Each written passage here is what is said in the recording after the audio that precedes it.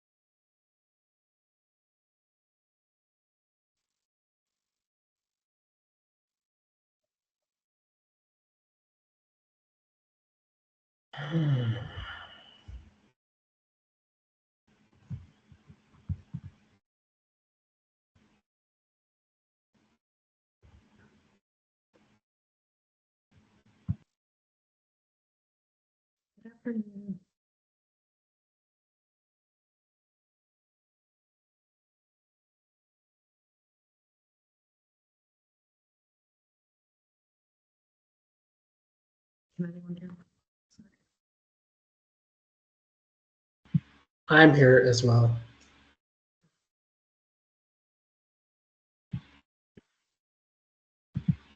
Can you hear me, Commissioner Esposito? Yes, I can hear you. Hello.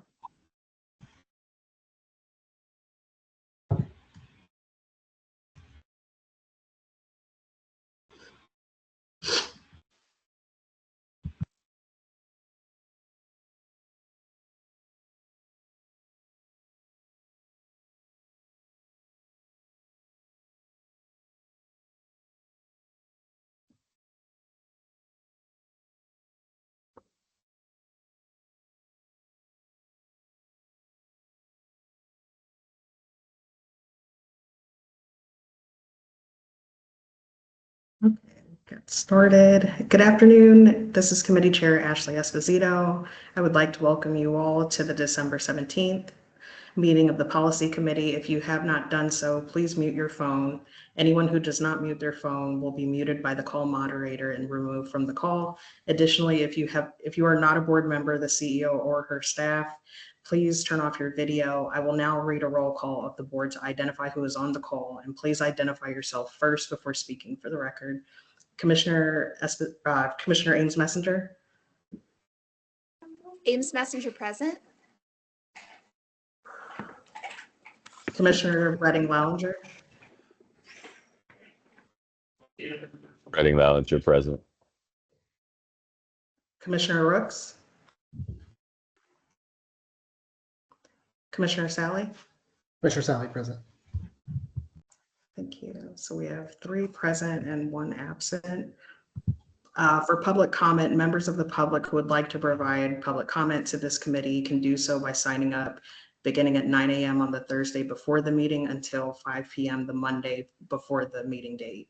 Individuals and groups interested in providing comments to the committee may sign up one of 3 ways. You can contact the board office at 443-642-4095, visit the board office at 200 East North Avenue, room 406, or you can email the board office at schoolboard@bcps.k12.md.us. We do allow up to 5 individuals to provide public comment to the policy committee.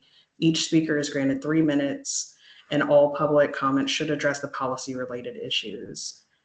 Sign up is not permitted the day of the meeting. And for more information on the policy committee, be sure to visit the board section of the City Schools website at www.baltimorecityschools.org under the policy section.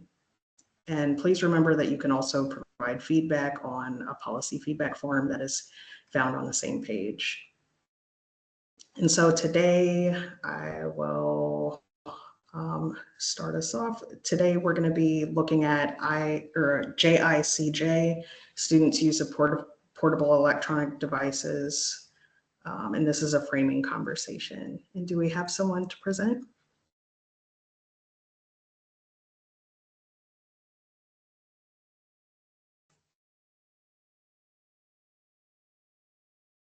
Rebecca Orsima, do you want to present?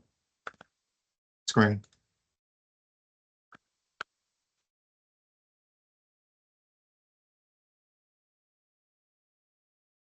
Give me 1 second, let me pull up the deck.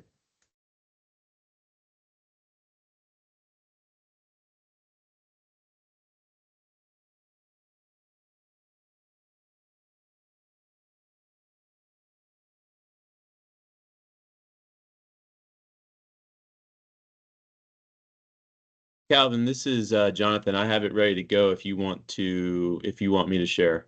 Yeah, that's fine. I didn't have the PowerPoint version, I only had the slides in PDF open. All right, good afternoon, everyone. Happy to be here with you. I am Kelvin Moore. I am the Deputy Chief of Schools, and I am joined by Seema Shaw Nelson, and we will be sharing with you our proposed revisions to JICJ, which is our Portable Electronic Communication Devices policy. So, I'll give you a little bit more around our proposed revisions. We understand that our learning spaces are sacred, and our students' social emotional well-beings are at the core of our work daily. And we feel like with the proposed changes that we are recommending, that this support the challenges that social media and cell phones are posing to both of those items. We would like to ground first by connecting our priorities from the board strategic priorities to our work. So in particular, this connects directly with board priority 1, board priority 4, and board priority 7. All right, so why are we revising policy JICJ? So there's a lot of research and literature out there floating around about the connectivity of our students and their cell phones and social media. But in particular, this article around the H's generation outlined this connection of our students with their smartphone devices and social media. And what it denoted was that there's a decline in teenage mental health, a rise in teenage loneliness, feelings of isolation, and overall academic decline, as noted on the NAEP. So in this book that had it drafted, it really goes deep around how our adolescents are connected to their smartphones and social media. So we know directly the impact that this has on our student learning. In particular, social media impacts student learning by disrupting the classroom learning environment, by teachers having to stop instruction and tell students to put their phones away, students' attention spans, in addition to students' sleeplessness, right? And so I know personally that our students are connected to their social media devices to the point that we have to sometimes tell them it's time to go to bed and put those things up. It also diverts away from resources of teaching and learning. So we have to create and implement enforce rules and policies, conduct training on social media use, and make physical changes in school. In addition, it interferes with academic progress. So again, studies have shown that the non-academic cell phone use during learning is associated with a decrease in student learning overall. And how does this connect with our students' social emotional well-being? We know that it fosters this sense of self-esteem and anxiety, depression, suicidal ideation, self-harm, as well as we know that that is often coupled with cyberbullying, fights that are instigated on social media, and pranks and et cetera that are challenges that our kids like to join in on and be a part of. So the Surgeon General outlined that the work, the creation of these devices, right, are part of one of the most powerful tools that our students have at their disposal. But it really outlines, like, because these products are designed so well, that our students are not in a fair fight. And we know that they are designed, and developers design these items so that it can have our students' attention. And in short, it's not a fair fight to try to go against this thing that's drawing their attention. It also is noted that our Secretary of Education, Cardona, outlined that, you know, he strongly support the concerns that are expressed around cell phones in schools that our Surgeon General even talked about. And so we know that the use of social media and the things related to social media are increasing the risk for our adolescents in because of their use. And I believe I will turn it over to Seema.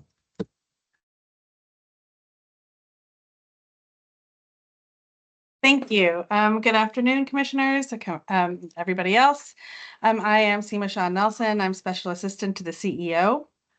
A little bit about how social media The specific design of social media is intended to manipulate users into using their platforms more. They do a thing called intermittent variable rewards, social reciprocity, sorry, the likes, the manipulative algorithms.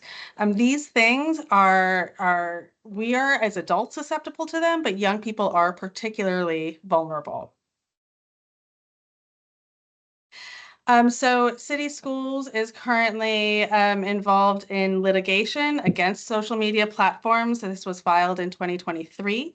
There are many districts involved in Northern California. We have over 500 school districts, 35 states, including the state of Maryland, and families as well. We are one of 12 bellwether plaintiffs. We are currently in discovery, which is scheduled to end, yes, scheduled to end at the end of this week. We are doing some things in our schools already to address some of these issues. We use the Maryland Comprehensive Health Education Framework, which is incorporated into our health curriculum. We use Common Sense Media in our library media services, and we have an online resource hub where teachers can access different materials that they can use instructionally to teach digital citizenship. And then I wanted to speak to you a bit about the cell phone free school pilot that we are doing. We want to be very intentional with our recommendations and make sure that we are grounding them in what we know works in our schools. So back in August, at her annual Welcome Back event for school leaders, the CEO issued a call to action for school leaders to, quote, be the adults in the room and say enough is enough, and participate in a pilot program to implement cell phone free policies at their schools. So to participate in the pilot, schools committed to designing their own phone-free policy for the school year, to report on their experiences and engage stakeholders about their policy, and of course to do all of this with appropriate accommodations to students and in adherence to current board policy. As part of the pilot, we are collecting data regularly from school leaders, including additional feedback from stakeholder groups. We're visiting all of our pilot schools and where we have been observing them, observing schools, students, staff, hearing from staff and students, and we offer whatever on-site support school leaders need to be successful. And as we've done this, we've really been able to learn a lot. And so we've created a sort of toolkit. We have sample documents, best practices, research, other resources. We have offered $5,000 to $10,000 of funding for schools to sort of launch their policy. And in addition, we've also, one of the things that school leaders have said is most helpful is the monthly check-ins where we have created some space for school leaders to connect and problem solve together. And before we move on, I just wanted to note on the quarterly reports that I've mentioned here. We did forego the first quarter report this year because of just the volume of deliverables principals were responsible for at that time. So instead, school leaders responded to a survey, a short survey, which we are going to get to in a minute. So this is just a brief overview of the pilot. Of the 25% participating schools, most are elementary or middle. We do have 6 participating high schools. And at this point, all schools are at least partially implementing their policy. The few that were still in the planning phase when we made these slides have now launched their policies. So as I mentioned, schools have been designing their own policies and they're using a combination of strategies. They're using either the locking yonder pouches that students carry with them during the day. Some schools have created specific zones or times when students can use their phones and when they cannot. Some use some sort of central collection system like a designated cell phone lockers or a classroom collection system with lock boxes. And also many incorporate some sort of incentive system to ensure compliance. So we are seeing, this is the exciting part, we are seeing some really positive impacts. One of the questions that we asked asked school leaders in that survey that I mentioned that we sent out instead of the first quarter report. We asked them to respond to 3 questions about how they are experiencing the phone-free policy at their schools, and all 25 pilot schools responded. And you can see a huge majority of school leaders say that they're experiencing improved student behavior, fewer office referrals, less bullying incidents, and they're seeing just an overall improvement in school culture. And while these responses represent their perceptions as school leaders, we really do think that this data is very promising. Similarly, school leaders have reported positive academic impact, with students being more engaged in the classroom, improvement in outcomes. And what I find really interesting that I want to highlight here is that school leaders are hearing that teachers are experiencing their classroom differently, with students being more engaged. And then finally, we asked about stakeholder engagement and buy-in. And so while we weren't able to hear directly from stakeholders in this particular survey, it does reflect what we've observed and what we've heard in our school visits. So we've seen that buy-in from staff has been so critical to successful implementation. So it's really great to see here that the vast majority of school leaders feel like their staff is on board with the policy. And especially because we've also learned that best practices are that administrators be responsible for the enforcement of the policy. So onus is kind of removed from teachers and prioritizing those important relationships in the classroom. And they're also reporting that families are supportive, and even that students are on board and that they have adjusted to the new policy pretty easily. So all of this to say is that we have learned a number of best practices, which you'll see reflected in the policy recommendations that Deputy Chief Moore is going to present in a minute. We've seen robust engagement with consistent messaging is important, very clear expectations and accountability that all phones and other personal devices are off, away, and secured from bell to bell in all spaces of the school building. And here are just a few quotes from our school visits. Administrators have a lot of positive things to say. I'm not going to read everything here. Staff also say really positive things. They say things that are amazing. And students also. And so this one, while they say they don't like it, they also do say that they have seen positive impact on their grades.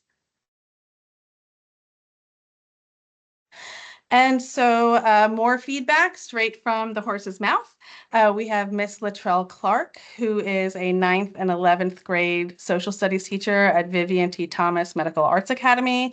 And we have also Principal Kofer from Vanguard Middle School to share with you their experiences as pilot schools. Ms. Clark. I can't see everyone on the call, but Ms. Clark, if you want to turn your camera on and unmute yourself, there you go. I just unmute myself. Good afternoon, everyone. I'm trying to get my camera to work, but I don't know if it wants to come on. Got this big black space right here, so I apologize with the technology. If I can get to work, I will. Thanks for having me today. Yes, I'm new to Vivian Thomas. This is my first year here. And I can say that coming from middle school, where we also had a policy in place or trying to implement some things, I've seen a big difference. As you know, freshmen that's a big transition for them from middle school to high school. So being on the freshman team, it is a plus. In our particular school, we do have a cell phone area where they're once they enter in the building, they don't even get to go upstairs before their cell phones are actually collected and locked away. So that's a plus right there. And for the most part, I saw from the beginning of the year to now that it's a big difference in student engagement. For the ones who have bought into it completely, they're active, they're engaged, the routine of it, not having the phone out or looking down and just being on task. Having their district laptops is also a plus. So it really helps the teacher get through their lessons and not have to deal with unnecessary, behaviors and stops. But then there's also the fact that we all know that with anything, when it comes down to technology, there's always a loophole where some of their laptops their actual phones, they're connected to the Apple Watch. So if the phone is locked away and so forth, if it's close, some of them try to do that, but that hasn't been a major thing. They tried it in the beginning, and we kind of, locked it in. When some students didn't have laptops and they had to say, "Oh, I'm on my iPad," and you and I both know that with the iPad, that could be another thing where they're actually on social media and not paying attention. So as teachers, being active and walking around and just checking and just making sure students are on task, that's one way, because some students were allowed to use iPads at one point, but now that they have their district laptops, your iPad is also locked away. Your headphones, your Beats are locked away. Your AirPods are locked away. So all technology that would have you off task is usually locked away. For the students who try to sneak it, of course, we also found, for people to know, iPhones, sometimes when they're off, they're still accessible through Wi-Fi, so they may try to sneak that. It's just being not like we're the military, like, oh, I see it, I got it. Just trying to be extra vigilant and say, hey, keep them no technology in the classroom, and following the policy, just reiterating the policy a lot. We have in place where if you see a cell phone and you don't want to stop instruction, we can send down a text or have a message for our hall monitors to get our climate person, and someone will come get the phone from the student. Um, just different things in place that help to keep the policy going. So that's been one of the pluses. The downside sometimes is that the kids who may slip through the cracks or come in late don't try to get around it, and you just don't feel like the back and forth.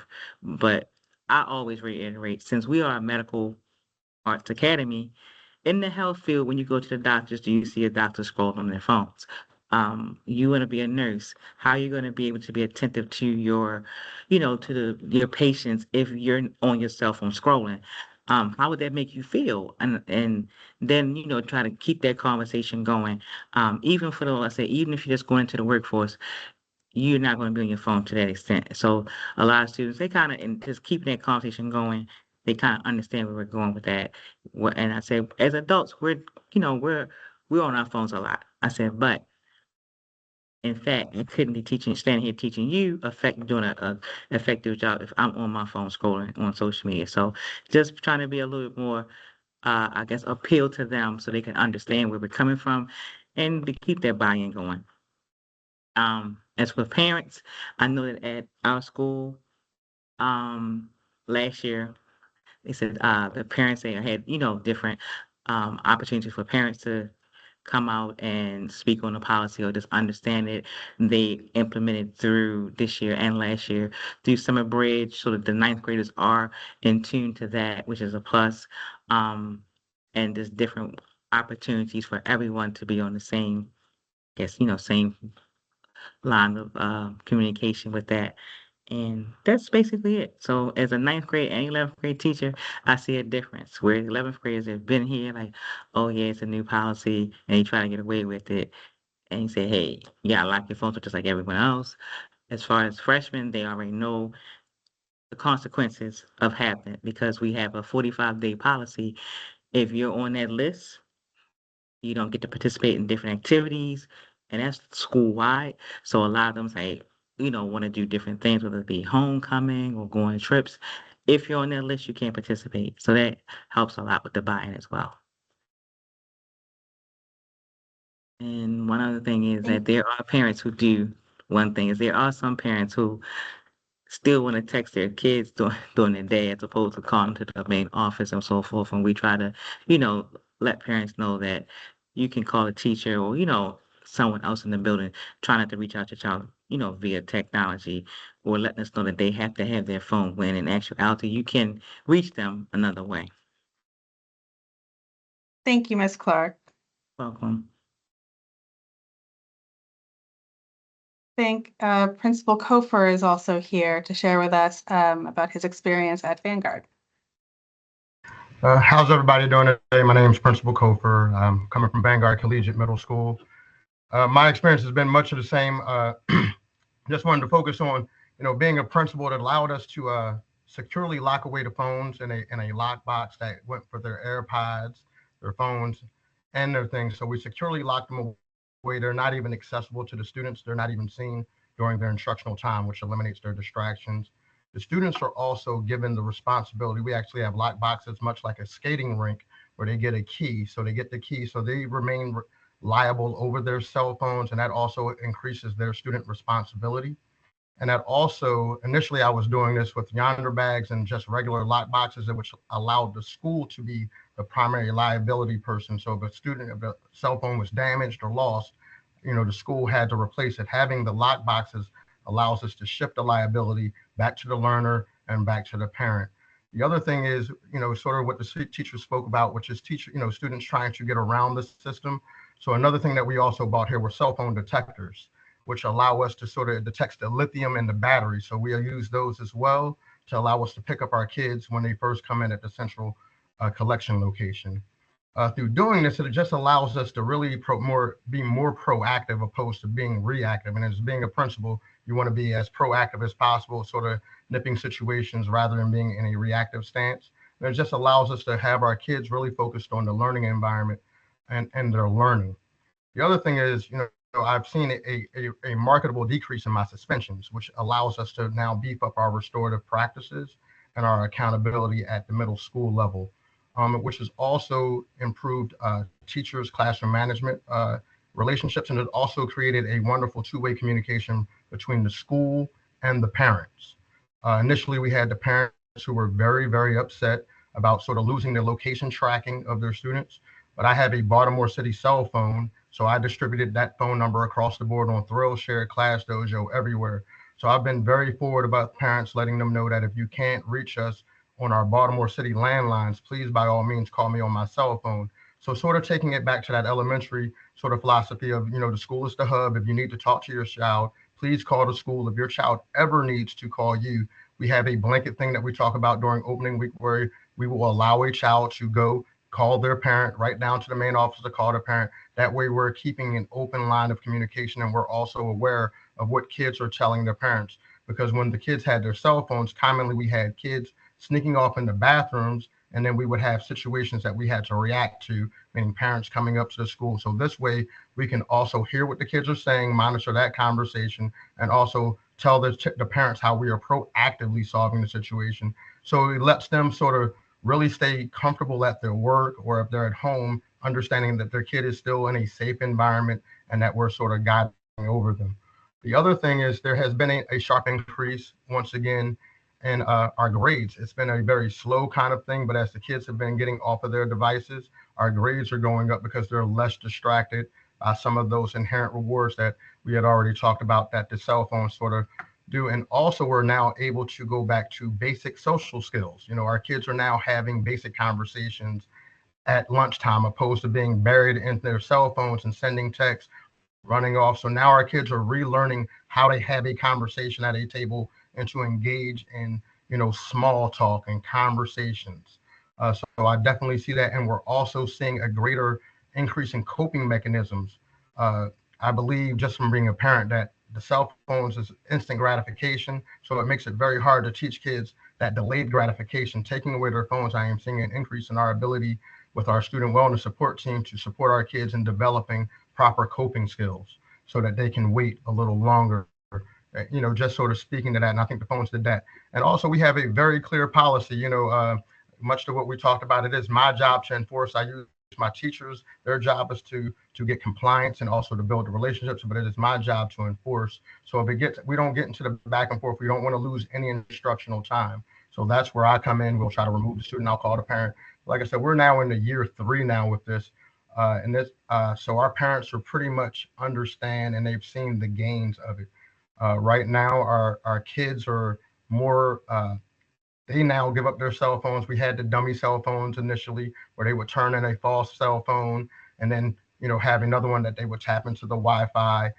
Now we have our kids really sort of being better stewards of their learning environment and understanding and letting us know this kid has a cell phone. I don't think that's fair. I don't know what they're doing. So we have that kind of student voice being lifted as well, because the kids are starting to understand how it contributes to the, and kids for the most part do want a very safe, very structured, very, positive environment, even after school. So they enjoy that. What I've definitely seen over the past 3 years is that the reduction of the fighting has, and I've seen the joy of children coming back with their, sort of taking the cell phones.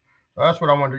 Those are some of the big things. We've reduced the liability, and then just the all in terms of increasing students and the buy-in. So that's where I've seen it, as a principal.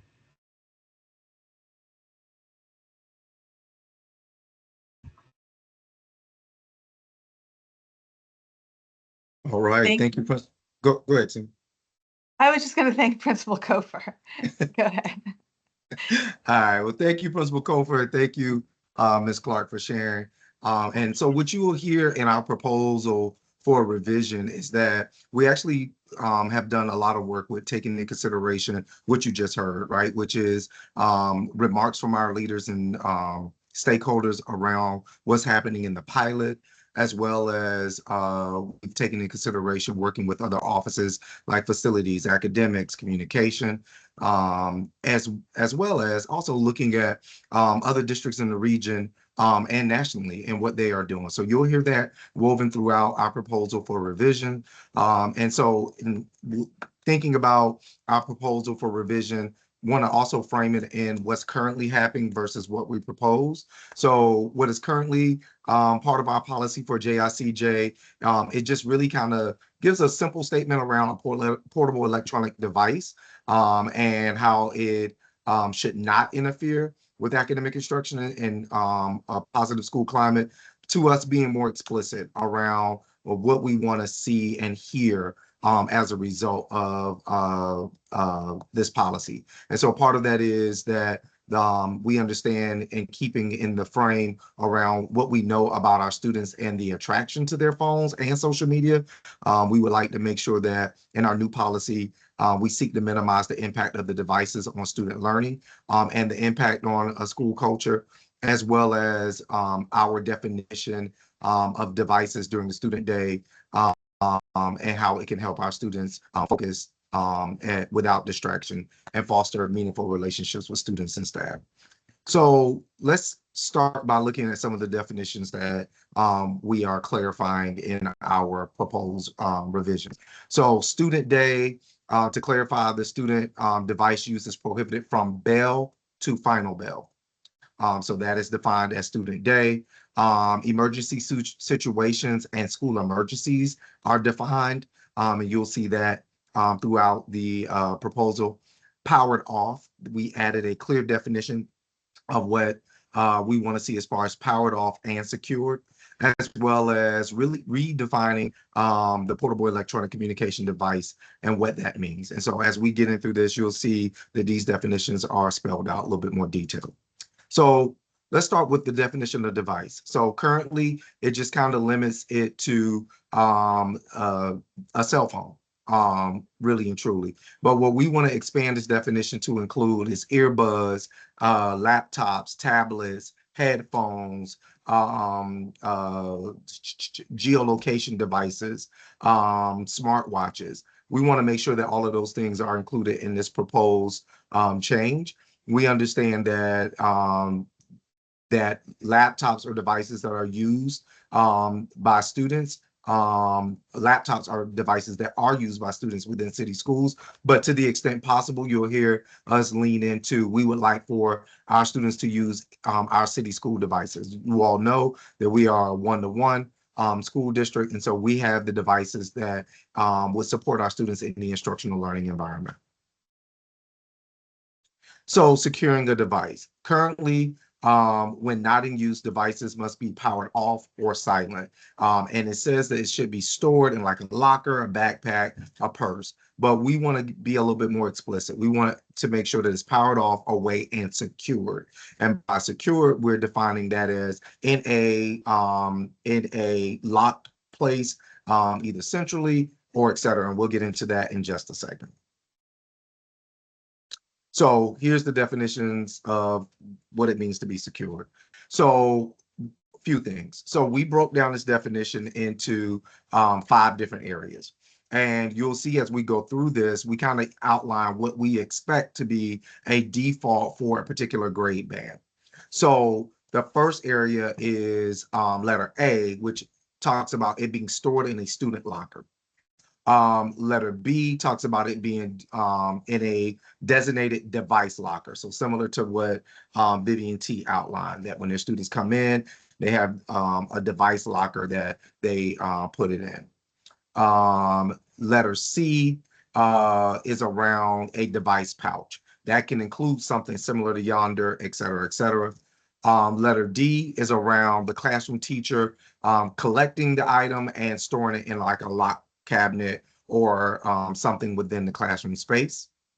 Letter E is the device that's collected centrally upon a student's arrival to school and stored in a centrally accessible located cabinet or room. So what we're saying is that if for schools that are in pre-K, in a pre-K 5 band, that those the default for that will be a classroom type collection. For schools that are within 6 through 8, we're asking for a more centrally type collected securing of devices.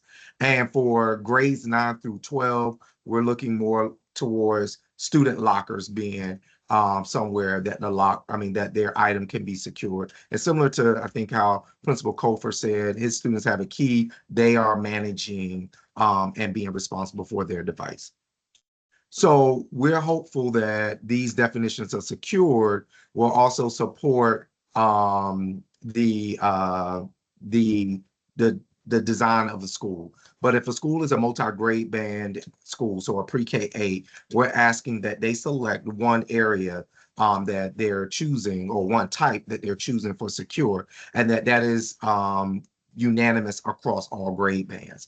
In addition, if someone wants to deviate from that they need to seek special permission from the school's office. So we will have a knowledge of what every school is using. If a school wants to seek something outside of a default, then they need to get that special permission from the school's office. In addition, schools would be required to submit a plan around how this newly selected band would work for them. All right, so using the phone during the school day. So in grades pre-K 8, currently it says that it can be used for incentive purposes. And in 9 through 12, our current policy says that students can use during lunch. But what we're proposing is that it will be powered off, away, and secured from bell to bell. This includes lunch, recess, and passing periods. So that is part of what we are proposing. And then, and in addition to that, we are also seeking that students in school-sponsored events and activities, that their phones are off and away.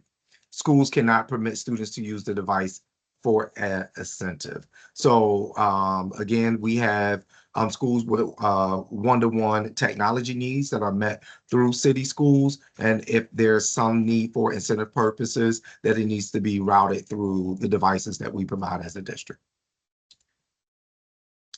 So we get into this definition of use for instructional purposes. So students currently can use their device when specifically permitted by a teacher or for instructional purposes. But as I've denoted already, the technology that we have in place supports everything that our students can do or need for instructional purposes. So students can use their device when permitted to do so by a teacher for instructional purposes, and teachers must receive principal approval each time they want to permit students to use for instructional purpose is the proposal that we now have. So use for instructional purposes, we are clear that the instructional applications that we have been pre-approved by academics, and we know that they are preloaded and accessible for students on our devices. And so we just want to reiterate that those are the only things that can be supported for instructional use if outside of our devices. And that students' devices are used for instructional purposes should be connected to our city Wi-Fi. Again, not to get into like really deep with the technology needs on that, but it's just simpler for us to use the technology that we have in our buildings already. And so whenever possible, city schools issue technology should be what is used for instructional purposes in our classrooms. So currently, our policy talks about emergencies, and it really does not, go as deep as what we're proposing. But it says the students can use their devices during an emergency. But we also know that, device usage during an emergency can exacerbate a situation or can be disrupting. So, for example, if we're on a lockdown, a student using their cell phone during a lockdown can drastically change the course of what happens if we're trying to remain quiet and on a lockdown status. We also know that that what we would love to see is that if students are permitted to use their phones, that it is granted permission by an administrator of that school or someone that is responding to a crisis or incident from our central office staff that's part of an incident response team. And what we are outlining is that schools must have a plan for notifying families in the event of an emergency. So in the event of a lockdown or et cetera, we're helping become very clear about what that should look like and how that communication should exist with families during that situation. So communication during the school day. So currently our policy does not speak to communication during the school day. And what we know is that students should be given reasonable access to their devices if it's a legitimate concern for them to reach out to their caregiver for their need, urgent need. But parents should also parents who need to contact their students should also call the school. So parents should also know what the communication procedure and expectation of the school will be. So if the expectation is that you call the main line, then that is the expectation for parents to follow versus reaching or attempting to reach their students on their cell phone. Or in Principal Kofer's example, he also gave an alternate number that parents can also reach. Schools must have a plan in place for answering parent and guardian concerns and relaying the information in a timely manner. This plan should not rely on the use of school staff personal cell phones. And we want to make sure that parents are being routed directly to the main office, or as Principal Kofer said, that his business phone, his BCPS phone is another alternative for parents, not his personal, not a personal communication device. So staff cell phone use. Currently, our policy does not outline anything regarding the use of staff cell phones. And so what we would like to make sure is that our staff members are also in alignment with board policy EGD and EGDRA. And what that means is that in particular during instructional time or coverage of students, that staff should not be using their personal devices for personal reasons either. And so we want to really make sure that we reinforce, I think as Ms. Clark stated, that she can't stand up and instruct the students if she is updating her TikTok video for her friends and family, right? And so we just want to make sure that staff is aware that the expectation for students not to be on social media or using their devices for personal reasons is also shared by them as well. And so implementation.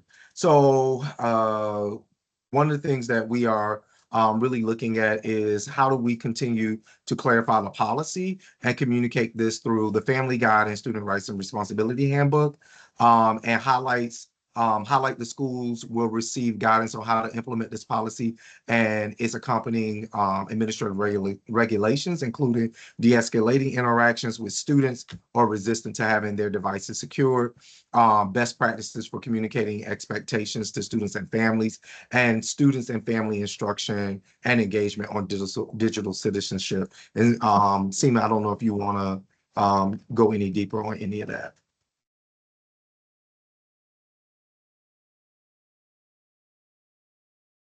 Okay, all right, I'll move on. All right, so other proposed changes. So one of the things that we are cognizant of and consider is the alternatives to student devices for students that may have them for technology assistive needs. So IEP 504, multilingual learners. And so we want to make sure that we continue to explore that and be clear about denoting that in this policy. If a student needs access to the device in order to monitor their health, that is another thing that we want to make sure that we're denoting in this proposal, as well as assistive technology that can be controlled remotely may be used, but requires the parent or guardian to sign an agreement. So I can't remember the name of it off the top of my head. I don't know if Seema can recall it, but there are some things where parents are using assistive technology from a distance. We just want to make sure that we have an agreement with those parents if in fact that is a tool that they are using the technology with their child for. All right, so benchmarking. So one of the things that we have done, in addition to getting feedback about the pilot and constantly monitoring the pulse with that, we're constantly monitoring the pulse of the work of other districts in our area. So of the 30+ districts that we kind of looked at nationally and districts of similar size to us, 5 systems require schools to secure their devices in a pouch, locker, or other designated area. And some of those districts include just right down the street from us, Arlington, Virginia, as well as larger districts like Broward County and Clark County, also Fort Lauderdale and LA. So they are requiring their schools to secure devices in such things as a pouch, locker, or etc. 3 systems give schools the option of collecting and securing those devices, which include LA Unified, as well as the South Carolina Board of Ed. Limiting use during the school day. So from bell to bell, including lunch and passing periods. Some of those districts include Prince William County, Virginia. So there's about 15 that we've looked at and surveyed their policies. Prince William has one that is including bell to bell and field trips. Broward County looks at students' use of their devices from bell to bell. So basically until after school. Cleveland, Ohio prohibits all students from using cell phones during the school hours. LA Unified prohibits all students from using cell phones during school hours. And then Hartford County prohibits K-8 students from using their devices during the school day. So contact with families. So Prince William County, Virginia, I think as recent as like a week or so ago, really went back to their policy and added some additional language around instructing parents to not contact students on their devices. They also, schools have to have a way of facilitating communication between students and their parent or guardian. And students are permitted to use phones in main offices during the school day if needed. In Arlington, Virginia, parents should not contact their students on their student devices as well. Urgent messages should be go through the school. And if a students need to communicate with their family, they may use the school main office phone or another phone designated for that purpose. And so also outlined in this is the state of Virginia also has moved to a whole policy around cell phone use. And so that's why you'll see some of our districts in Virginia noted here as they're trying to be on the front side of their communications to be aligned to that policy or law from the governor. So 6 systems name the dangers of using cell phone devices during school emergencies. And in particular, this statement from LA Unified just really kind of hits home. It says school safety experts indicate the use of cell phones by students could potentially decrease school safety during certain emergency, spreading misinformation and interfering with official communications and directions to students. And so that is a very I think very good thought for us to have in mind as we're looking. And so LA Unified, I believe, is the either first or second largest school district in the nation. And that is their stance during emergencies, as well as the Virginia Department of Ed talked about crisis plans should clearly outline the dangers of student cell phone use and should incorporate the discussion is safety drills so that educators can remind students of the importance of focusing on the adult and following their safety instructions.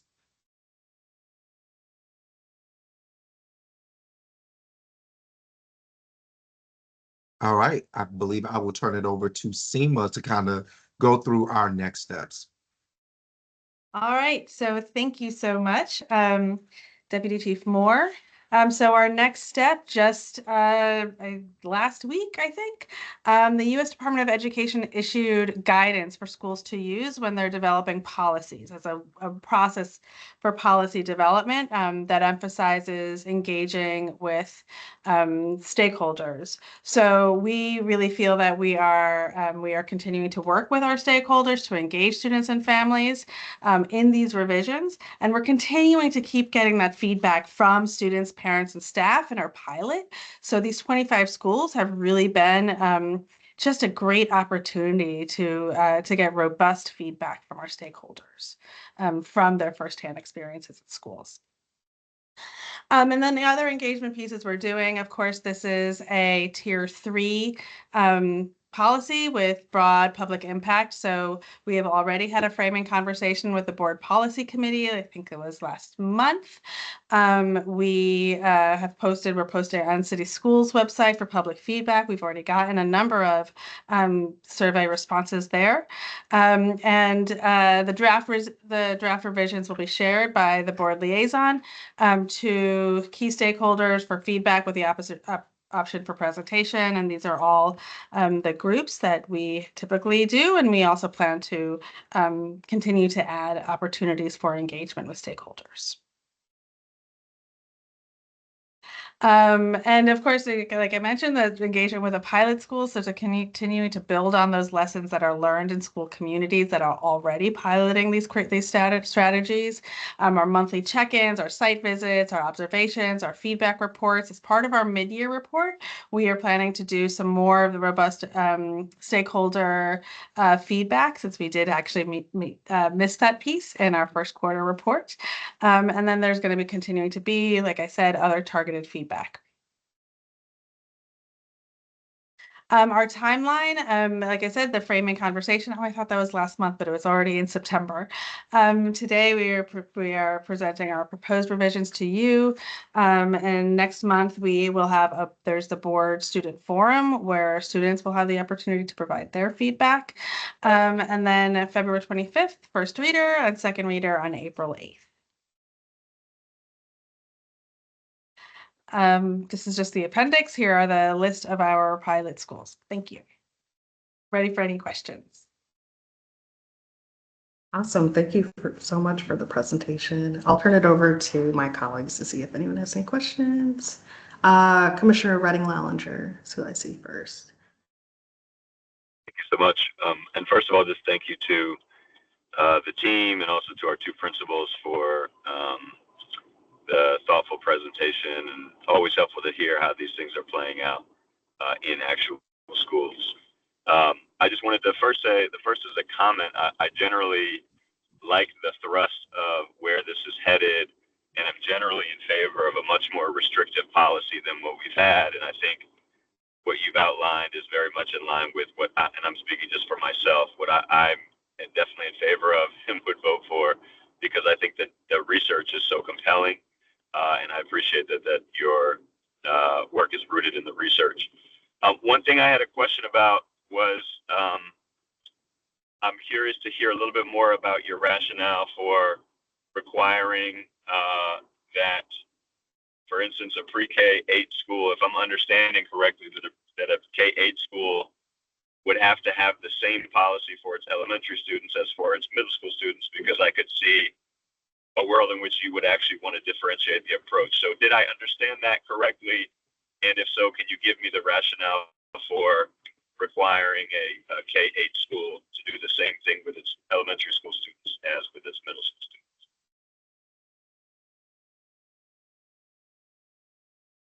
Do you want to speak to that, Kelvin, or should I? Either one, it doesn't matter. Okay. All right. The thinking behind that was really just to make sure that we are respecting like how the operations within a school building and making it less complicated, if possible. The recommendation is that the policy is actually that not that they have to use the same system across their entire school building, but they may use the same system across the entire school building. Oh, okay. All right, great. Thank you for that clarification. I heard that differently, so I appreciate that. Sure. Commissioner Sally? Thank you so much. Thank you so much for the presentation. I think it's very thorough and well done and very informative. A question I have goes into the red lines. And it may just be helpful to understand, like when I'm looking at the framing, we've called out addiction as like a kind of key thrust in the way in which we're talking about why we're setting up the policy. Can you explain a little bit about why we took that stance versus using other language that may help to sit and situate our stakeholders in the policy?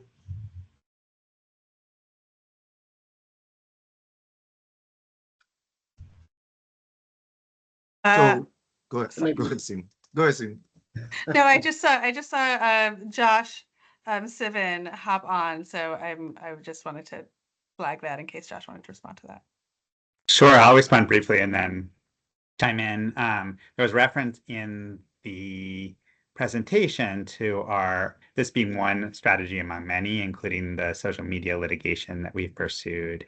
And in that case, and in the research that's emerging, the addictive nature of social media and cell phones is becoming more and more apparent. So we wanted to situate that in broader language, but we did also want to emphasize the addiction. And I think that Principal Kofer and others have really emphasized how working with students and thinking about this as a public health problem, and then also really having to work intentionally to shift the frame and how challenging that may be. Okay. Yeah, just and I'm not opposed to it. It's just one thing to be mindful of is that, these policies should last in duration and be updated as necessary, but it may just be helpful when this comes to the full board to explain like why we see language that's framing in this way, and just to ensure, we're thinking about how this may last into the future in a way in which is palpable to ensure policy is not eroded. So my one comment.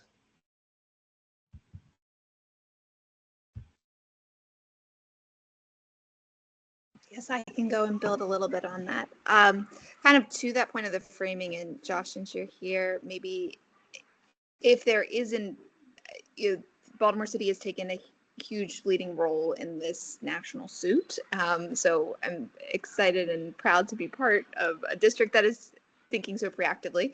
I'm wondering just what, if any, implications does the rollout of this policy and also just like policy change on the ground in buildings have for that suit long term and other legal ramifications? And then I have one other nuts and bolts question after that.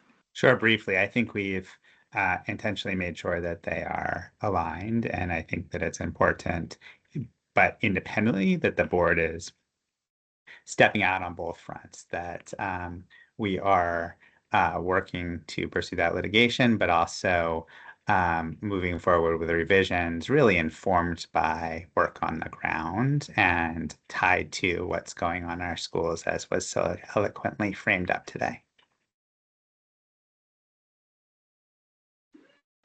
Thanks. My more nuts and bolts question is that the policy seems to be carving out a very specific and difficult window for around that educational use.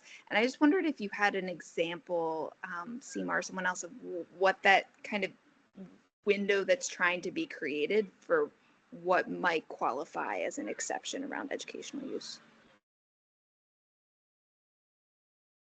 Sure, that's a great question. I think yes, it is a small window. There is a high bar, and that's intentional, right? Like we also, Chair Sally said, we are thinking about the longevity of this policy in this particular space. So we don't know what's coming with technology, but we do want to make sure that we are very closely vetting anything that the technology or the apps or whatever that find their way into our classrooms. I hope that answers the question a little bit. That's very helpful. And the last thing is, I think, just a comment that as much as there is a threat around addiction, for me personally, coming out of a building and speaking from my own personal experience in buildings, the threat around safety and what does that actually look like for students and for families in creating safety in emergency situations was something I really, really personally resonated with, both as a parent and someone working in school buildings. So I appreciate the thoughtfulness there. Thank you.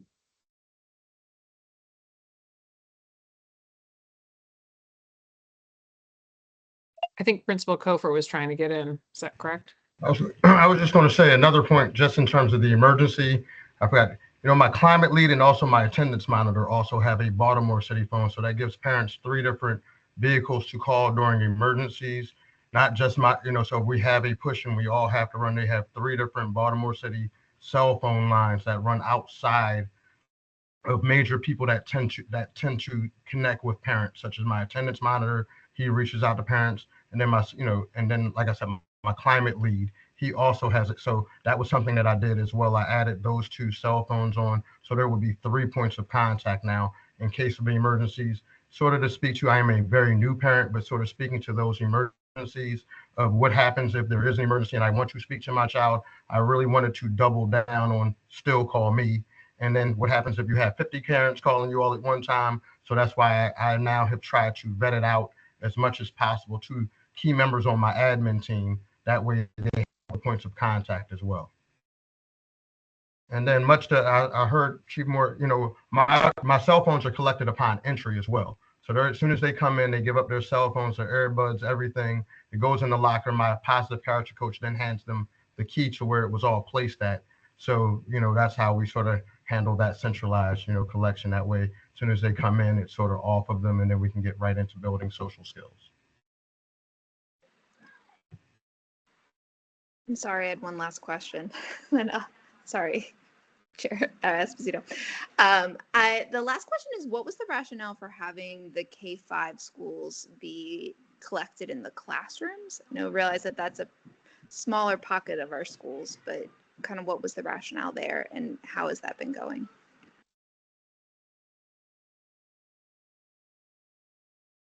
Mark, you want me to take it on?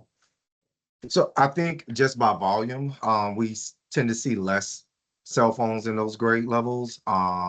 It's I think an uptick probably closer to like 5th and up. But in the lower grades, you really don't see too many. So felt like that's something that could probably be a little bit more classroom managed. I'm trying to think, am I missing anything with that one? Seema, anything else to that? I think that was part of our. Also, as a elementary school parent, parents most of the time will assist when we're helping the yonder bags and pouches. So most of the time the bags are left open. The parent can put it in, snap the bag, then they put it in their child's book bag. So now they know it made it to the room, into the classroom. Opposed to 6 to 8, our kids are tech savvy. So I was a yonder bag user. And then what happened was our kids started going on Google and YouTube, finding out ways to get around the yonder bag.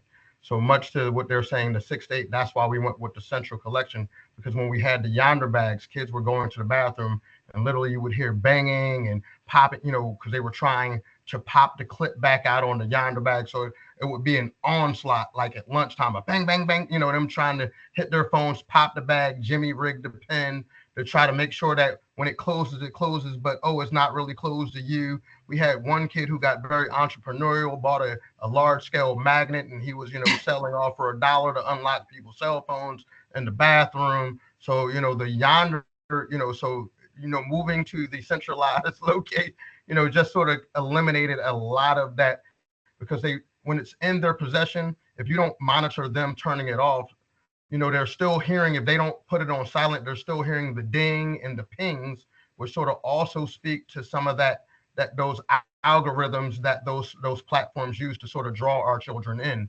So having it away from them, now they don't have to see the pinging and the binging over the notifications coming across the screen, or have to hear them. And that was why we took the cell phones, the watches, and some of the, because it was still going to that. So they would still be, I got to call my mom. I got to really call my mom, and I don't know my phone number. So can I get to my cell phone? And then we would see the kids reading their notifications, so, some of those things, we do have kids who don't know their cell phone number, or their home phone numbers, the numbers are wrong on Infinite Campus.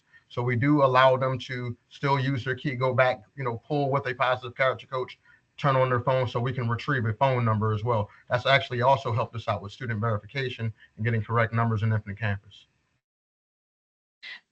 Thank you. One other thing I wanted to add about the classroom collection for K-5 is that those students don't move throughout the school building the same way that middle schools do. So all the kids are going to a homeroom at the beginning of the day. In middle school, like it can be different.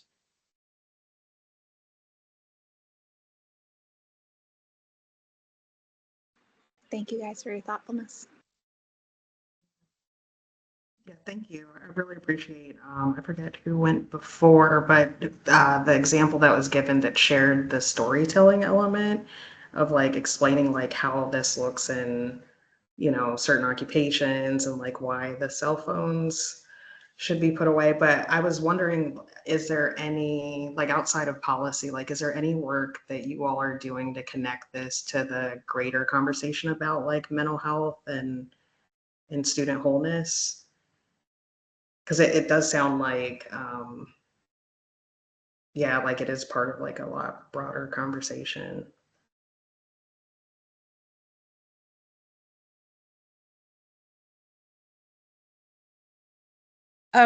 Yes, absolutely. I think, and Deputy Chief Moore might be able to speak a little bit with, a little bit more about what the kind of work the Office of Whole Child does to, that dovetails, with supporting, this work. But yes, certainly. In the policy, I believe it's built in there, a recommendation. Part of our best practices is that ongoing engagement with families, and ensuring that there's buy-in. And a big piece of that is also providing families with the tools to support their kids in reducing their cell phone use and their reliance on social media to socialize.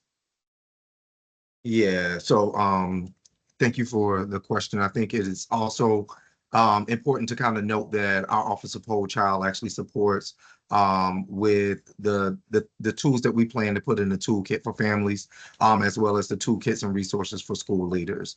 So in thinking about, de-escalation techniques with a child that is resistant to give up their phone, or just even tools to help our students understand the connectivity to digital citizenship. All of those things are important for our Whole Child office to also support, as well as we know the impact of social media and the withdrawal that some students may face as a result is another conversation, and a set of tools that we also need to equip our schools and school leaders and families with to support their children in the absence of having that direct access to their device all day long.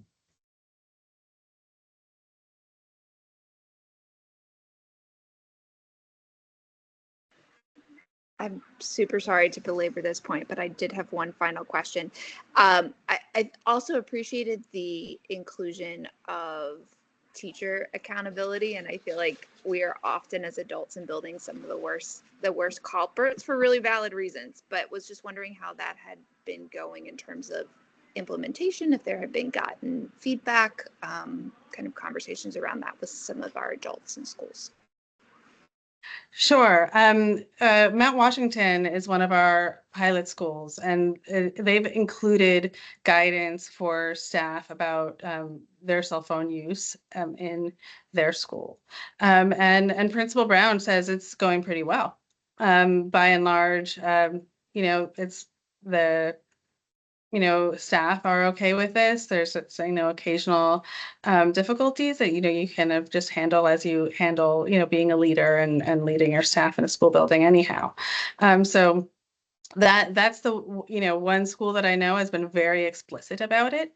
And it's working well. I've spoken to students at other schools that did not have that guidance, and they said, but it's not fair. Like, look, she's on her phone.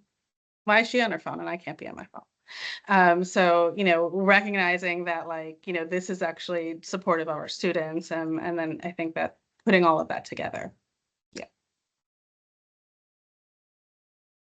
Good evening. Is it okay if I speak right now? All right. Um, my name is Justin Lyles, and I'm from ASCBC as the Legislative Affairs Director. And I wasn't able to get in here early enough. Well, I got here a little, like at like 4:25, and I wasn't able to give testimony. So is it okay if I provide that now, or?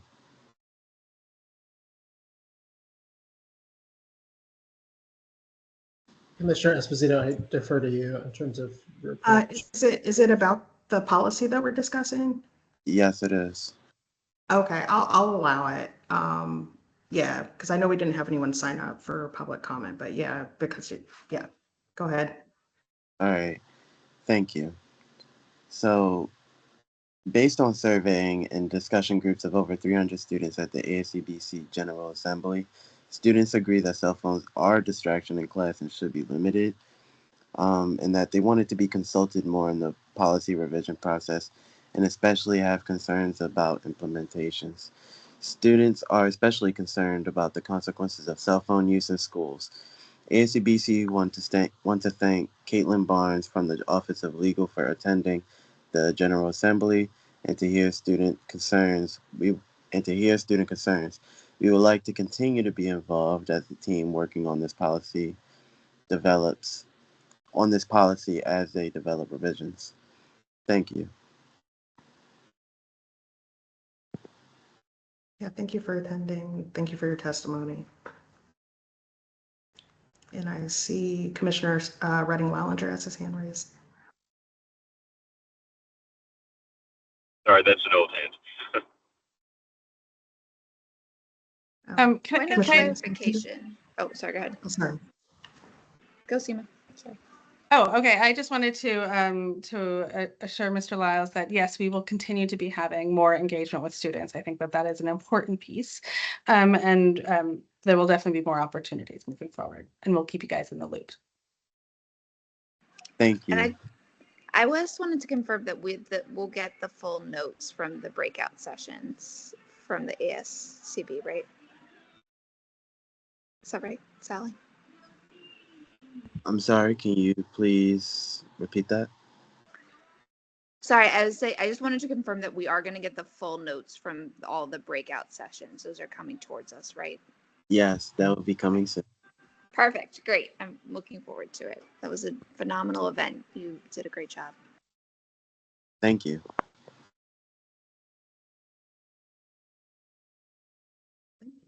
Does anyone else have any questions, comments?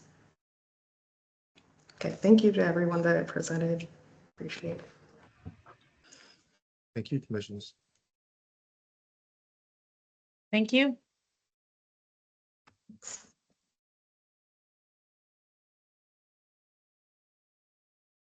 And this meeting, we had compliance reports from JFA, residency, non-residency and tuition, JFBC, informal kinship care.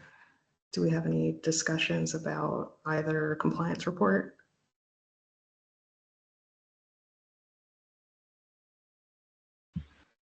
I did, but I'll let someone else go first. Oh, no, I can defer. No, go ahead. I'm pulling it up. You go first. So I'm just curious, as we look at this particular, like the set of numbers that come before us, and we know our enrollment patterns are continuing to increase or change, or our city makeup is changing. We have folks who, come from different jurisdictions. Do we expect any kind of changes to this in the out years? So I know this is a report that looks backwards, but as we look at enrollment projections, do we expect this to be steady or continuing to decline, or what it may be? So we hope that it actually remains steady or actually incline. Last year, there were about 30 tuition paying families. This year, it's 46. So there has been an increase post-pandemic. So also with the hardship waiver, allowing families that are facing financial hardship or undue hardship, they have the opportunity to apply for those particular waivers. So with that being said, we hope that it will actually increase the number of families who are non-residents to remain enrolled or enroll into city schools. Got it. Okay. Thank you.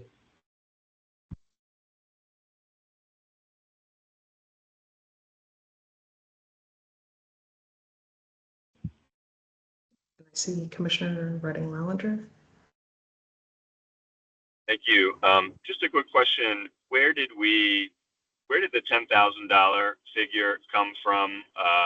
Just some context around that, how we landed there, and it looks unchanged from last year to this year. Just curious about where that comes from.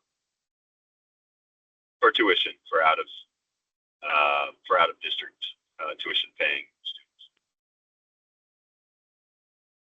So that set rate was actually delivered to the board to agree upon prior to the pandemic. It has not changed. Unfortunately, Mr. Tillman, my director, could probably speak more on exactly what happened during that particular time frame when residency and tuition was presented to the board as far as that particular amount.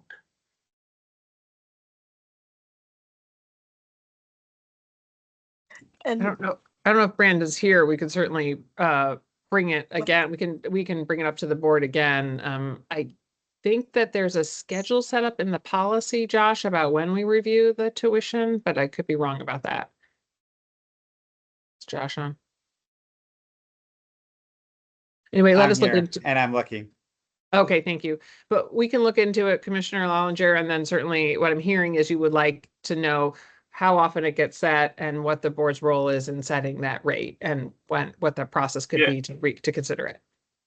Sure, yeah, and again, maybe it doesn't need to be, we don't need to dive into it necessarily here. I guess I'm just wondering, it seems like it's probably highly correlated with the numbers of families who decide to pursue this option, and I'm just sort of curious both how it is set and the rationale for it, and if there's reason to change it or to think about it. So yeah, maybe just the initial question of how is it set and how often does the board see it, and then we can, if it makes sense, we can dig into doing some research around why and when we might change it. Okay, we'll follow up with some written information and then figure out from there what next steps you want us to pursue. Thanks so much.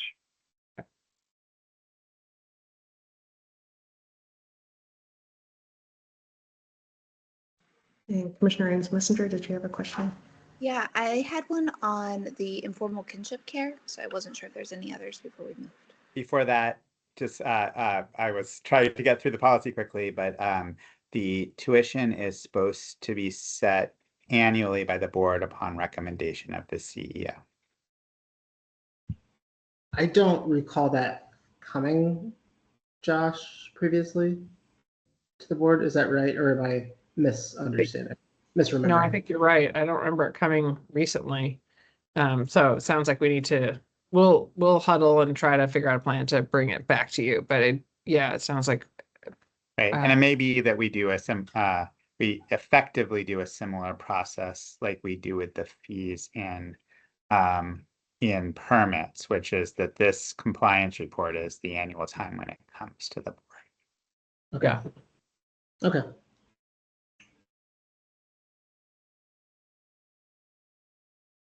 Commissioner Ames Messenger.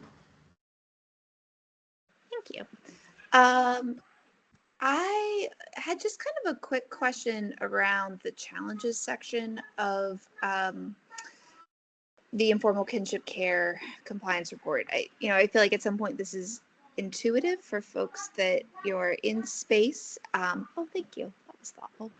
But I was just wondering if there's someone on the line to be able to talk a little bit about kind of what sort of efforts are being made to be able to document this, and that a lot of the time that's probably knowledge that someone inside the building has. It just might not have caught up with the documentation system. So looking at kind of what are the pros and cons of reducing the barriers to formally documenting that, and then also just being aware of kind of stigma and privacy and all the factors that go into that as well.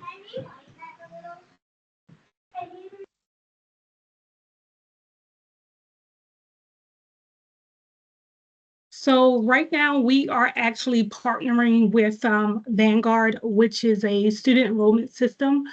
We have actually paid for services from them, as well as working with OIT to ensure that there is a mechanism inside of the enrollment tab to try to flag those students for that are in IKC. I have been training enrollment officials at the school level while we work on this particular mechanism, doing professional development opportunities to ensure that they upload or submit the documentation to my office so that we can have an accurate count of those students that are under informal kinship care. And just what is that documentation entail? So it will be the informal kinship care affidavit itself and whatever supporting documentation that accompanies that affidavit. And does that have to be notarized, or it's just a form that someone fills out? Like, what are the barriers to completing it? No. So on the actual affidavit itself, it gives examples that can be submitted. One would be, let's say, if you select abandonment as an option as to why a student is in the care of a relative, they have the option of providing like SNAP benefit letter to support the actual informal kinship care affidavit. Another one is an informal kinship care letter, which usually comes from the kinship care provider for Baltimore City on their letterhead. So it varies. Thank you, that's helpful. You're welcome.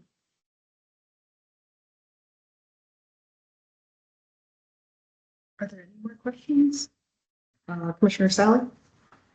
So one thing I flagged this last year when this report came to that continues to make sure that we think about any of our students who are displaced, who may be experiencing periods of homelessness, or in this case, kinship care issues, is that, you know, they are, we're thinking really methodically and strongly in terms of like ensuring that these folks, that the guardians really understand how to really support students during critical periods. So not only throughout the academic year, but when those opportunities for like the school choice fair comes up, like when high school selection comes around.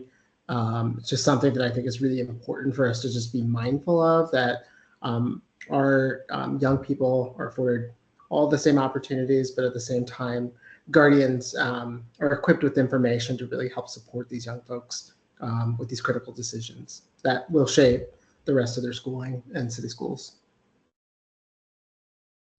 Thank you for that, Commissioner Sally. So we definitely we've been working with DSS and making sure that we provide the information and resources to like Informal Kinship Navigator, making sure that they understand where there are more resources, working with the Office of Whole Child, and making sure that we also have the most up-to-date resources with state supervised care to make sure that we ensure the schools and equip the schools with the resources that they need to support the families, as well as making sure that our enrollment officials, as well as our centralized team, has what they need in order to pass off information as quickly as possible in order to support our students and families. Okay, thank you. Thank you.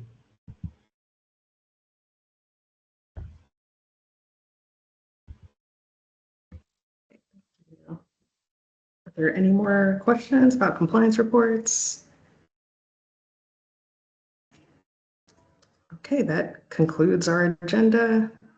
Thank you, everyone. So our next meeting date is going to be January 21st, 2025. It's virtual, and we're going to be discussing JJIC academic eligibility for interscholastic and interscholastic athletics, JJJ academic eligibility for extracurricular activities, and this is a framing conversation. We're going to receive an update on regulations for KIB-RA sexual offender registry, and we have 2 compliance reports that month: JFB student enrollment and JFC intra-district student transfer. So that is everything. And just a reminder, you can provide public comment by signing up the Thursday before the meeting up until the Monday at 5 p.m. right before the meeting, but you cannot sign up the day of. I'm glad we were able to make an exception today for our student from ASCBC who showed up. So yeah, we appreciate your testimony. And so do I have a motion to adjourn? So moved. Awesome. Thank you. And do I have a second? Second, Sally. Yay, awesome. And hope everyone has an awesome holiday and a happy new year. I will see you in 2025. Thank you. Great Thank you. holiday. Have a wonderful Thank you holiday. so and much, rest. staff. Thank you. Good night, Have a good everyone. break. Be well. Thank you.